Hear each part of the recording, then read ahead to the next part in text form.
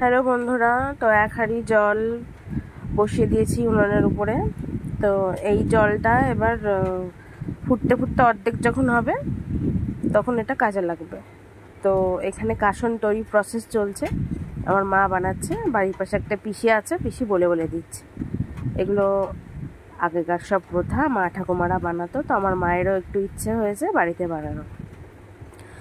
তো এই যে লবণ হলুদ দিয়ে দিয়েছে, 2 রকমের সরষে ছিল, সেগুলো মিক্সিতে পেস্ট করে, তারপরে শুকনো লঙ্কার গুঁড়ো, আরও ভাজা যেসব মশলাপাতি হয় সেসব দিয়েছিল, সেগুলো আমার তোলা হয়নি। তো জলটা আস্তে আস্তে মা ঢালছিল আর পিসি গুলিয়ে নিচ্ছিল। ওর মধ্যে আবার 3টে টক আম গ্রেট করে দেওয়া হয়েছিল, সেই ভিডিওটা আমি করতে পারিনি।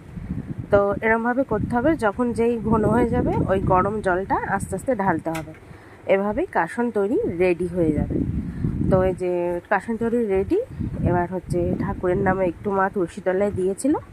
তো ফাইনালি কাসন রেডি হয়ে গেছে। সবাইকে মা একটু একটু করে দিয়েছিল বাড়ির পাশে, যেহেতু প্রথম বানিয়েছে, তো বাজারের থেকে কম কিছু